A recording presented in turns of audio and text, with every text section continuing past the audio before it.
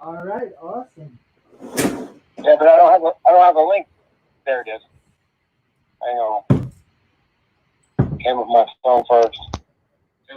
I'm hanging up. I'm already live. Hello, Facebook and YouTube and all my other platforms. How are you doing? My name is Mike Cateo. This is my bedroom. I am known as the Funny Shrink. And we are waiting for our co host, Frank King, the mental health comedian. While we wait, we are going to be talking a little bit today about social distancing and staying sane. If you could see the ticker tape across the bottom of the podcast, it will be great.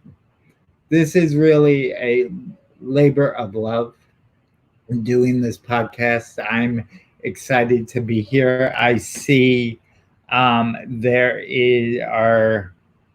three people watching, I guess. I don't know. Um, we are live now. Let me see if Frank is on his way. So, a little bit about the funny shrink.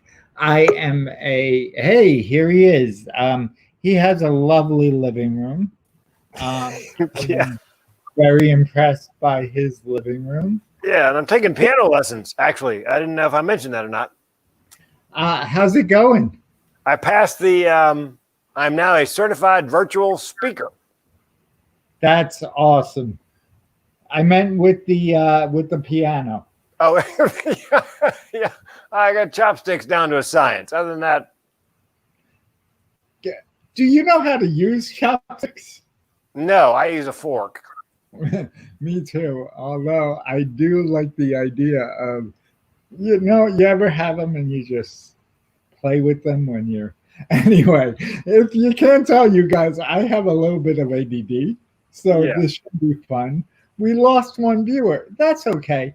So this is our fourth podcast. It's our fourth podcast, right?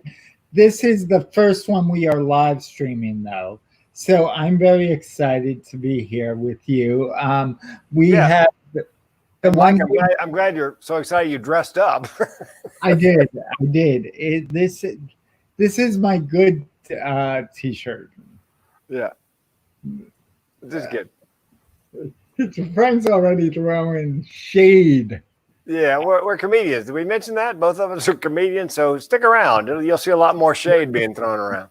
So Frank came up with the topic today. Why don't you start us off? Oh, yeah. It's called social distancing and staying sane. Don't worry about your mentally ill friends. What I discovered, Mike, at the beginning of the COVID thing was that I kept getting invited to webinars and podcasts and radio interviews because it turns out that the skills you develop as a mentally ill person to get you out of bed in the morning every day in a terribly uncertain world, because for those of us with mental illness, depression, chronic suicidal ideation, the world's uncertain whether there's a pandemic or not. Then it turns out the skills you and I have learned and put into practice for decades serve the neurotypical or neuronormal people very well.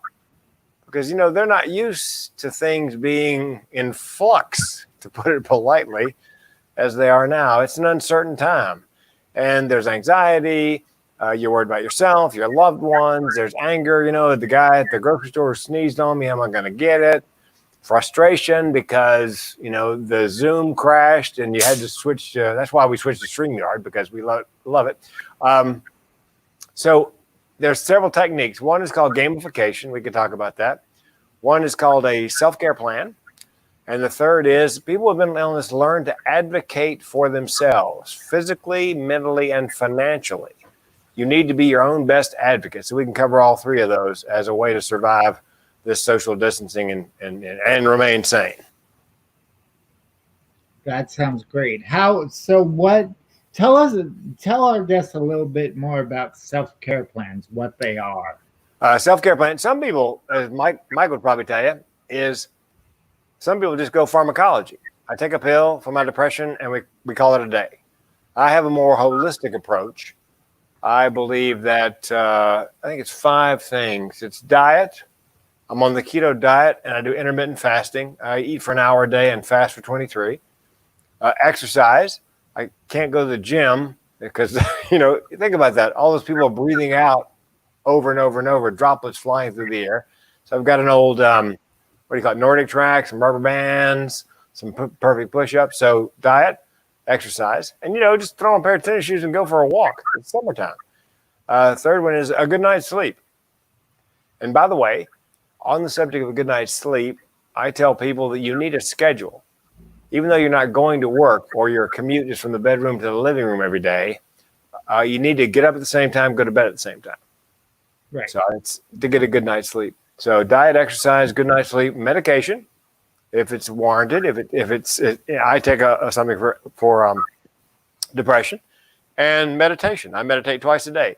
And schedule-wise, I get up at the same time. I have my meals at the same time. I have a meditation for half an hour following both meals. I plan my binge watching time on Netflix to watch the latest episode of Ozark. And I plan my exercise time and my yard working time and my clean up the kitchen time. And anyway, having a schedule is very important because you need to control the things you can control because the world is just, moving on at an uncontrollable pace. So that's basically my self-care plan. That's great. I work as a psychotherapist, and people are always very much against medication. So I tell them, if you can't do medication, try meditation. Meditation works very well. It helps get you into your own body, helps you feel better. It's calming. And part of what it is our nervous system goes haywire. And so we want to calm that down. If you meditate, if you breathe, if you do things like that, they could really help you take control of your emotions a lot better. I'm going to go back into the closet for a second. Please excuse me, people. Mike, I thought it'd been quite a while since you came out of the closet. I didn't know. It's been about 20-something years since I came out of the closet, but now I felt like I needed to go back in. Well, and as for medication, I didn't take any till I was 60. I took an over-the-counter product called SAM-E, SAM-E. It's good on mild depression. You can buy it at Costco, buy a 2-month supply, 400 milligrams a day. And that took care of me for, till I was 60. My wife finally said, "You're 60. Ask your doctor for something." So he asked me why I thought I needed it. I told him because, I have major depressive disorder and chronic suicidal ideation. And he grabbed his prescription pad and started writing and nailed it on the first try. I got Wellbutrin. I'm not advertising Wellbutrin. About half the people who take it hate it. The other half love it to death. I like it. And if it hadn't worked, I would have gotten the DNA cheek swab, to which they test psychotropics to find out, using your DNA, which ones work best with your metabolism. So you get a lot less of that lab rat go on, taper off, go on, taper off, go on, taper off. So that's but fortunately for me, first one out of the gate worked very well, and I've been taking it ever since. That is awesome. I have a lot of people who try for years to get on the right type of medication, and it's a struggle. I have what's called the Diet Coke of bipolar. I have cyclothymia, which it means it's kind of like manic depressive. It's in that family. My highs don't get super high and my lows don't get super low, but I kind of cycle rapidly. I go up and down really quickly, and it increases, the cycles increase the more stress I'm under. Oh, So, this pandemic has really created an up and down sequence for me. It's been awful. I'm surprised my fiance still wants to marry me. me too. Thanks. I know I drive her nuts sometimes. And I don't know which worries her more, the mania or the depression, because when I'm manic, she's like, oh my God, would you just leave me alone? And when I'm depressed, she's like, what's wrong? Can I do anything? Can I do anything? Can I do anything? No, let me cry into my bucket of chicken, please. Yeah. Well, pretty much everybody in my family, Mike, more nuts than a squirrel turd. The one cousin I have dodged both the mental illness bullet and the cholesterol bullet. Everybody in my family, except for my cousin Parker, is on a psychotropic, and everybody but cousin Parker has sky high cholesterol. So I hate him with a passion.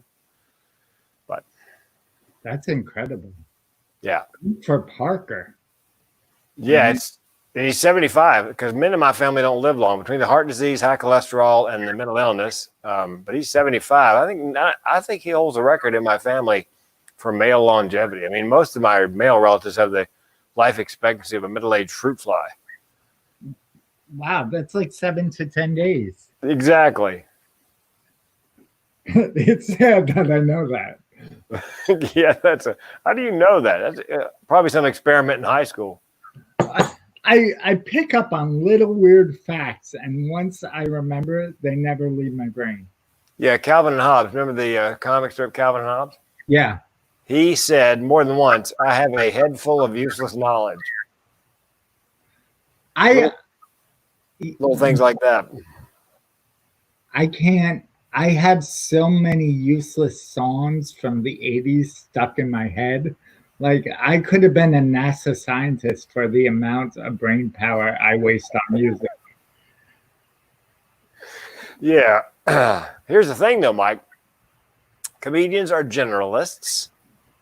I've said more than once, my knowledge is a mile wide and an inch deep. Mm-hmm. I can make 5 minutes of cocktail party conversation on any subject imaginable, and sound like I know what I'm talking about. Right. Oh, you mean the Marlboro recall back in the 90s when they recalled a couple million cigarettes? Do you know what the chemical was? Methyl isothiocyanate. The same chemical they released in Bhopal killed all those Indians. How come I can remember that, Mike, and I can't find my car keys? That's my question. Frank, I want to know, do I look better? Did the suit jacket kind of spice it up for you? Yeah, you look like you're homeless and you went by Goodwill and got a jacket. I feel homeless. I love my place, but the lease is up. So the lease is not up, is it? No, it's not up. I'm lying. Okay. I'm exaggerating the truth just a little bit. So like I work with the extremely mentally ill, and I specialize in borderline personality disorder. And I was just on the call with a friend who said, we're all a little borderline. And I think that is really true, because when we're the diagnosis, what basically they say is people are looking for love, for affection, for consistency, and we all want that. Yeah. Especially, we all want to feel special to someone. So I think we need to take the stigma out of mental health, which is why I wanted to team up to do this podcast with you. Yeah. You're an expert on suicide. You can't get it right.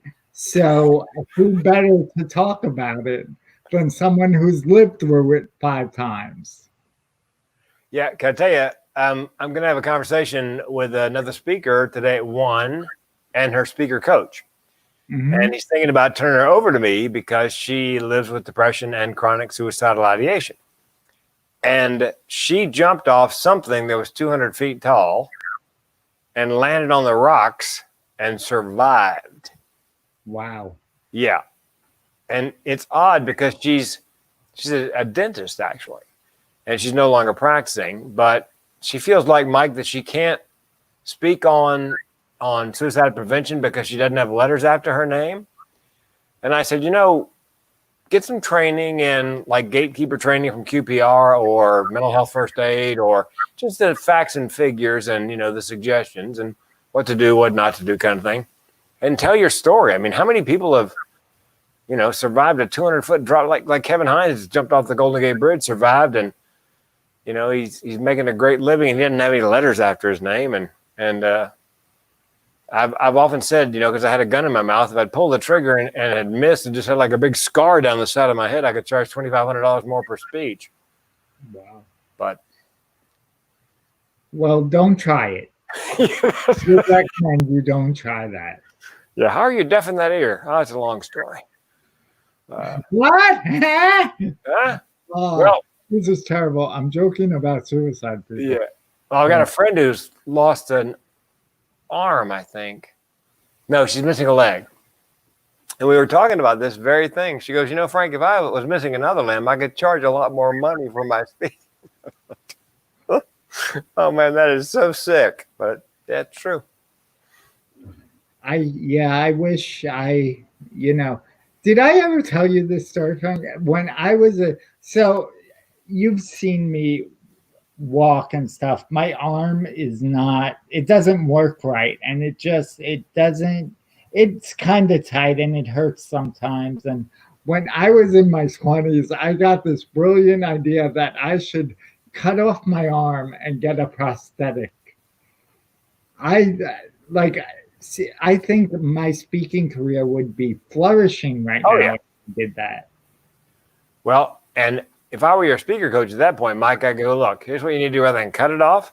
You need to go into the mountain somewhere, do some rock climbing, get it wedged in between two rocks and gnaw it off. Then I can book you round the clock. That guy has a great career. Yeah. The guy who, what's his name? I don't know, but I'm sure if you type in guy who chewed his arm off, stuck in rock, you'd find him. Maybe he'd come on the podcast. That would be great. Well, and I'm hoping that we can get the young woman on the dentist on the podcast to talk about that. Yeah, the problem. Okay, this is what people with mental illness do. Just brace yourself if you're neurotypical listening to this. Joke about things like this. My wife goes, she jumped and fell 200 feet, and I go, you know what the problem with that is? You run out of air for the scream. Ah! Ah! That's sick. But yeah, I'd love to have her on and talk about, because she had all that time going down to think about it.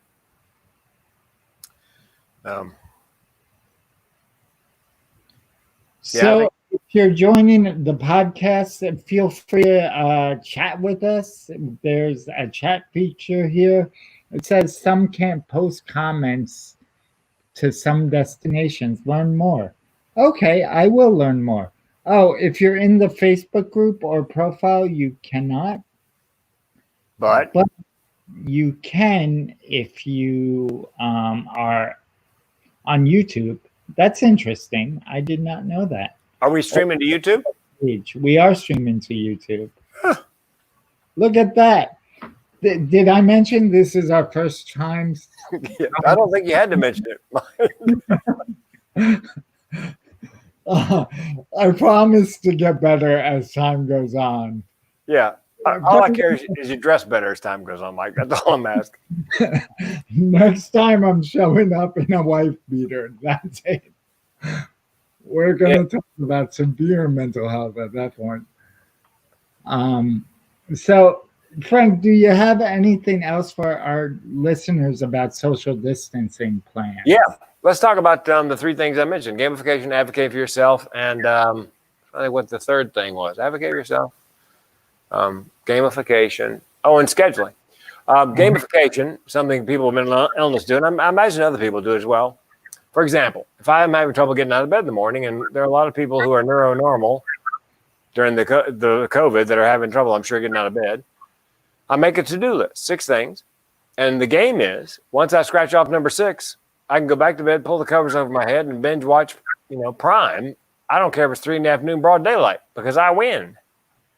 And the gym is 25 minutes away, but the longest mile for me sometimes is from my bed to the car. So my deal with myself is if I get in the car and drive to the gym, all I've got to do is 1 rep of 1 exercise when I get in there, and then I can go home. And I've gotten myself there many times, and I've never done 1 rep of 1 exercise. Although my last gig, Chicago, Hilton, nice gym, got done there about 6 o'clock, all decked out, ready to go, 6 p.m. And I was exhausted. And I thought, you know what? I want to go to bed. So I got on the elliptical. I did a minute, 60 seconds. I go, what? That's it. I'm done. And went to bed. Of course, I got up the next morning, did an hour. But the deal is, the game is, if you do whatever you set up as the parameters, you win, and you get to do whatever the prize was. The advocating for yourself, you have to advocate for yourself physically. My health insurance program or whatever has a patient portal that I can go into and email my doctor. So when the COVID broke out and I have heart issues, I typed, hey, listen, what else do I have to do besides a normal human being because of my heart issues? And he wrote back within 24 hours. Now, if I'd called and left a message for him, I would never hear back. But the portal, because they check their email, mental health, same thing. If you're struggling with mental health, you need to stay in touch with your therapist or reach out and find a mental health professional. And thirdly, and this causes a great deal of stress, is you need to advocate for yourself with your creditors. You need to call the cable company, power company, water company, electric company, trash company, and say, look, I haven't got my unemployment check yet. I cannot pay the utility bill this month. Well, since everybody's in the same boat, almost every business, I would say probably every business like that, has a plan. I got a call from my mortgage company today because I'd signed up in April for, help just in case. So the mortgage company calls once a month to say, hey, Frank, do you need our help? Every month, because I'm on that list of people who I thought, if the worst happens, I may need to have to, postpone or put off house payments for 6 months or whatever. Fortunately, I'm paid up. But so you have to advocate for yourself financially, advocate for yourself physically, and advocate for yourself mentally. Don't hide your head in the sand. Ask for help. Really, really important. Yep. And have a schedule. Like I said, they interviewed a guy who was in the space station for a year, and most of the time he was alone. And they asked for the best piece of advice. And he said, schedule. I get up same time in the morning. I go to bed same time at night. I schedule my meals, my exercise, my fun time. And I would say also limit the consumption of media, especially if you have kids in the house. Mm-hmm. Don't have the 24/7 news channel running because it's ugly. It's mass graves and refrigerated trucks and not enough masks. And the kids don't need to be soaking that up. I suggest you stay up on what's happening, but you pick your news sources. I like to hear what the governor of my state has to say and the mayor of my town because they're right here. They've got their finger on the pulse of the situation in Oregon, where I am. And I take in about an hour of national news just to see where, if the next stimulus package is going to pass and they're going to send me another $1,200 or the $600 a week goes through the end of the year. Fingers crossed. So limit your media consumption and pick your sources. Amen. You were saying something before about,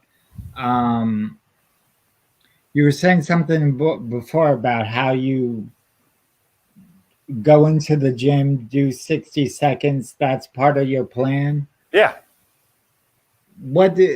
Have you ever had times when you couldn't even make it to the gym? Oh, yeah. Yeah, and I think that's why I developed the gamification. Mm-hmm. Because I have to make a deal. All right, look, I'll go and I'll do a rep and I'll come home. So it's that, because Mike, the antidote, it's not a panacea, but the antidote, depression, anxiety, and so forth, is forward motion. If you can just get moving, right, it's not going to cure it. It'll probably take the edge off and it'll get you to where you need to be, like doing your to-do list or getting to the gym. And the last thing, and I tell people this all the time in my keynote, people with mental illness spend way too much time in their own head. Mm-hmm. So do something nice for somebody else. Focus on somebody else. You'll feel better. They'll feel better. And we have FaceTime, Zoom, Skype, text, and I'm 63, so I actually pick up the phone and call people. Mm-hmm. I talked to a couple of comics that I worked with decades ago, and we just reconnected. It's just communicate. We can't communicate face to face. We can communicate all these other ways. Right. Nicole Cunningham said hi. It's great to see you. Oh, thanks, Nicole. I bet Nicole is from Pensacola, Florida. I don't know, but I know Nicole from the comedy scene up here. Oh, okay. Different Nicole. Maybe. And Jeanette said, I have this in stereo. Jeanette, for those of you who don't know, is my fiance. So she is in the other room hearing the podcast and watching it. Turn off a device, Jeanette. What are you doing? Go back to school. She's in class all day today. Oh, man, that is so. Yeah, and I tell parents, look, give yourself a break. It's not going to be homeschooled is not school. You know, the just do the best you can with the kids. Somebody suggested, let's say the child wasn't particularly adept at algebra. Well, then focus on the algebra. So that when the kid goes back to school in the fall or whenever they go back to school, you know, they're up to speed on algebra. I mean, don't you know, you don't have to be a perfect parent or a perfect teacher. Just don't strap the kid to a chair for 8 hours because, you know, in school, kids don't sit there for 8 hours. I mean, they do a class and then they break. Right. And then they do a class and they got recess. And they do a class, they got lunch. They do a class, they do the music class. I mean, so it's not just, you know, 8 hours of drudgery when they're in school. The problem is we have a 6-year-old, and the problem is she turns 7 on Tuesday. The problem is when you sit a kid down and tell them to do homework, then they get a break. They don't want to go back to the homework. At least in school, there's a structure. Yeah. So what we found through trial and error is you got to do it all at once. Oh. But that's just from our perspective. Well, and somebody like you, Mike, with ADD or ADHD. I had a friend of mine who taught music in high school. I met him. He was on the cruise ships. They have these dueling pianos, and he was the guy who hired the piano players for dueling pianos. He taught high school music instruments. His best students were the kids with ADD and ADHD. The problem was if you sit them down for 50 minutes, 50, in the first 10, 15 minutes, they get better, and after that, it's a dead loss. So he bought an egg timer. And he figured 10 minutes was plenty. So he would set the egg timer for 10 minutes and tell the kid, we're going to practice scales for 10 minutes. And the kid would practice until the egg timer went off. Mm-hmm. Then he said, we're going to practice our breathing for 10 minutes, you know, like for woodwinds and brass. And the egg timer would go off. He goes, now we're going to practice those two pieces we're going to be playing this Saturday at the recital. And the egg timer goes off at 10 and he circles back to breathing. And so he said it was amazing. If you structure the curriculum in a way they don't feel like, because if it's 50 minutes, the kid spends a lot of energy trying to hold themselves still and focus for 50. Mm-hmm. This way it's broken up. So I believe you should teach the child not only the appropriate curriculum, but also in the way they learn best. And if you have ADHD, it's in small bites. That's a great idea. And I think that works in general, but you need some people who aren't your parents. Yeah. To create that structure. Like I can't go in and say, we're going to do this for 10 minutes and then we're going to do, no, I need a break. I want to watch SpongeBob. Like it doesn't work. No, but it does work with adults because as you well know, Mike, you came to me after I told you everything you needed to do to ramp up your professional speaking career. And I think you called or emailed me one day and said, I can't, it's too much. I can't. So well, I said, it is. Okay. I need a personal assistant. Yeah, well, and I said, look, let's take it one piece at a time. I said, let's start with the podcast. Let's get the podcast up and running. And here we are, episode 4. And I still got nothing now. I just did a speech the other day. It was amazing. A lot of fun. I even got fan mail from it. I had no fans. So this is perfect. Oh.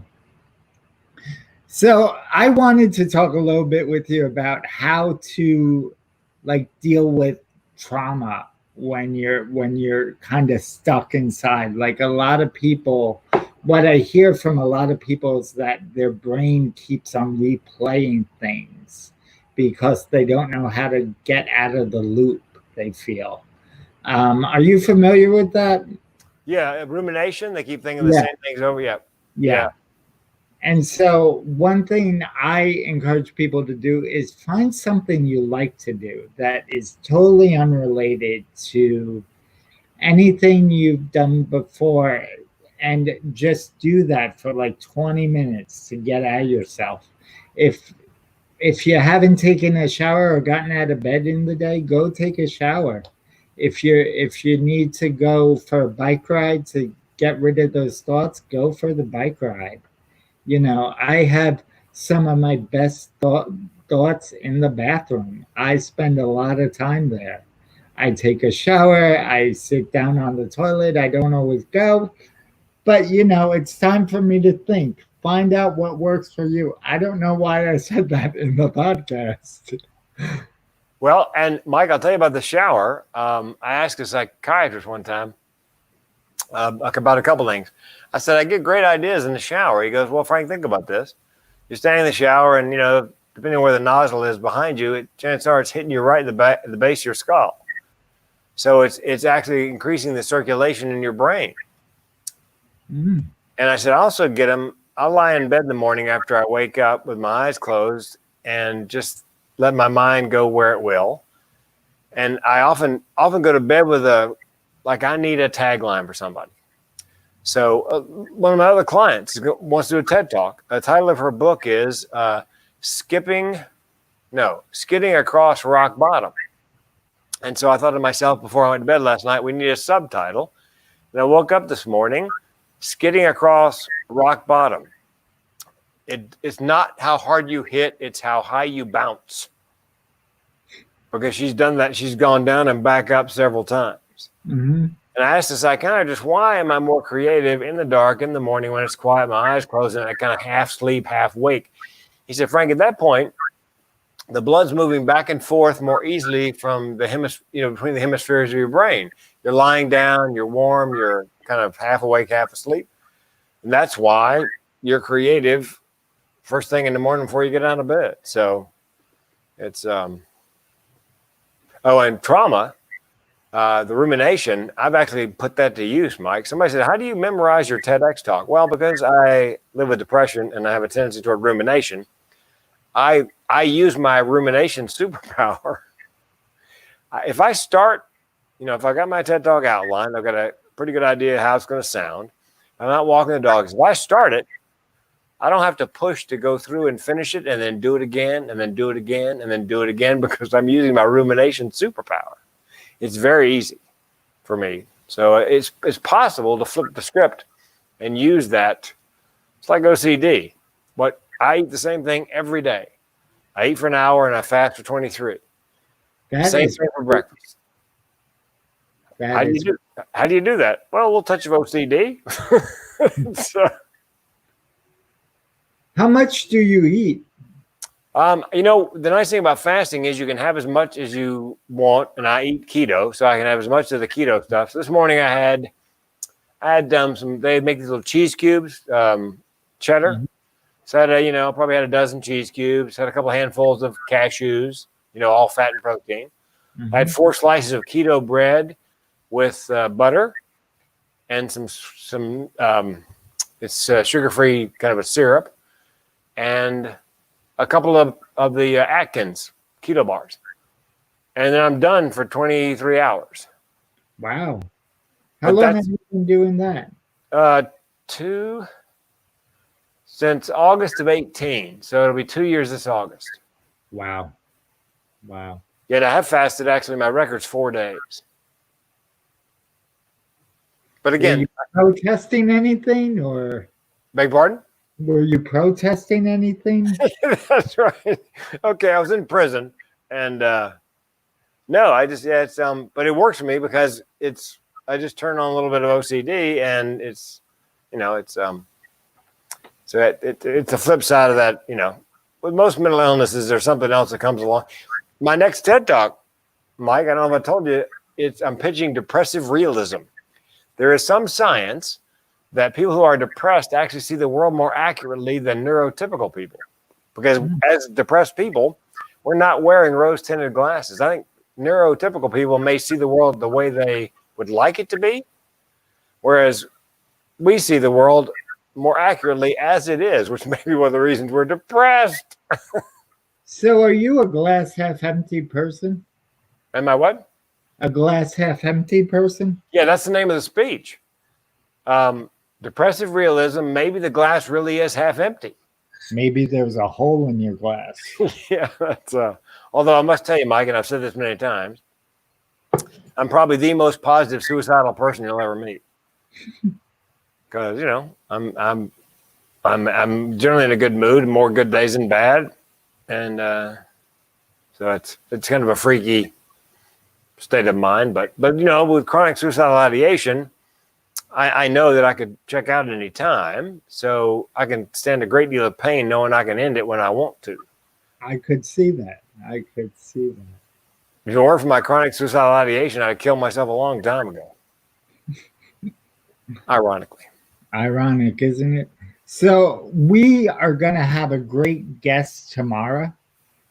We are going to be shooting this podcast twice a week. Stan Louis is coming on tomorrow. I think that's how you say his last name. I'm not sure. He's a great guy. I've been friends with him for a few years, know him through stand-up. And I'm excited to see what he has to say, to hear what he has to say. Well, you've known him a while, and I'm not going to say what he revealed, but didn't he reveal something to you after he heard you speak that you were not aware of? Yeah, I don't want to go into it too much. I want the element of surprise, but yeah.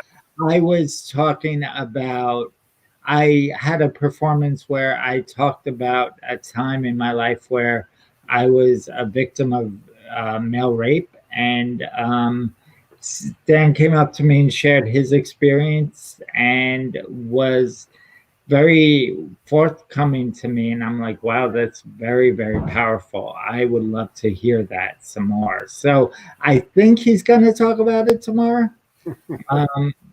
We'll see. So, and I have warned you about that, Mike, because every time I speak, one person, sometimes more, wants to chat afterwards. I actually set aside an extra half an hour for individual questions because sometimes it's one person, sometimes it's 8. They want to talk about their, you know, themselves or their friends, loved ones, and mental. The odd thing about depression, thoughts of suicide, hardly anybody talks about it. But man, if you mention it out loud, almost everybody's got a story. That's what I love about speaking. Is it even more so than comedy. I love telling jokes. I love making people laugh, but I really want to connect to an audience in a better, different way. And that's what I love about speaking is you connect with people in a different way.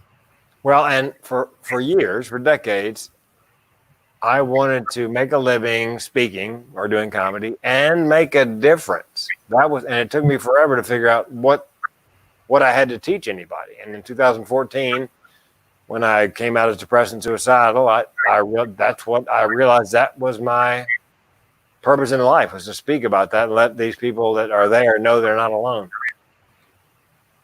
So if you're tune in tomorrow when we'll be speaking to Stan, and I hope to see you all there. Hey, can I read you something? Can I read you something I got on Twitter? Please. Okay, it's somebody who wrote me. We connected, and she sent me a note. She couldn't believe that because she'd seen one of my TEDx's. Okay, here it is. She said, she reached out. We connected on Twitter. She said, "Is this really you? This is crazy. I saw your TEDx this last fall. I watched it again and again because you were this bit of proof that if I could just keep from acting on my suicidal urges, then there could be that better side of life if I just hung on and kept trying. I ended up taking a 10-week leave of absence from work in February. Best decision ever made. In all honesty, your talk impacted me and gave me a lifeline. I cannot believe I'm actually sharing this with you. Thank you for sharing your story and being willing to be vulnerable for the world to see. Wow, I'm getting emotional now. Thank you, Frank." That's my why right there. Thank you for sharing. Yep. So you want to do your little end of a podcast spiel? Oh, yes. I should say, if you enjoyed this podcast, and I'm suspecting you didn't, but if you enjoyed this podcast, please rate, review, and subscribe. It really does help. And if you like the podcast, tell your friends. And if you didn't like the podcast, well, we hope you have no friends. Take care, everybody. See you next time. Be good.